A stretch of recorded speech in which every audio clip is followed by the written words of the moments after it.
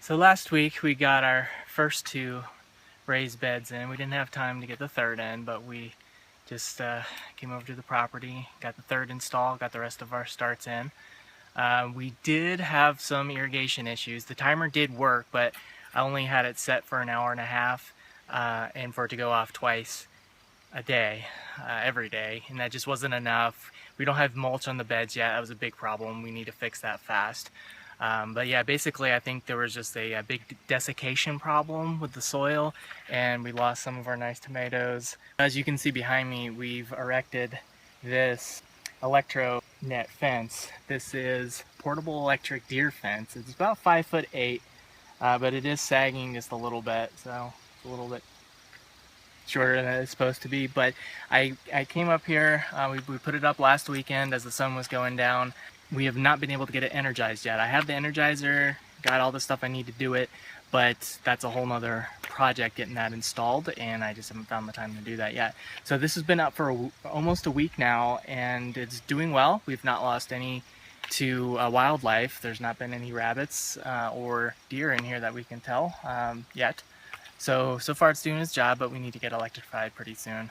So our tomatoes turned out so far so good. We lost a couple when we didn't give them enough water, but these are doing really well. We have a few tomatillos in here, and we haven't ever grown tomatillos before, so we don't know how it's going to turn out with them. But we do have some little tiny tomato fruits. We have some little baby cherry tomatoes over here, these tiny little guys. Hopefully we can resist eating them until they're ripe. This little squash that we planted is one of the ones that we grew from a seed. And on the day that we planted it, it was really hot. And these guys had some transplant trauma. So this one right here has a big white spot on the leaf. And part of the leaf doesn't have a white spot. The part of the leaf that doesn't have the white spot is the part of the leaf that actually was curled over.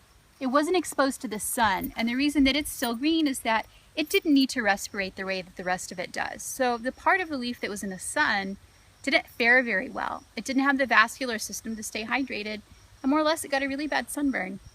It looks like the squash is doing very well though.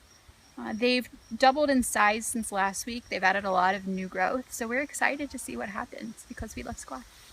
So where is our mulch? I told you guys earlier that we were gonna get mulch, and still no mulch. Not good. So I called a guy.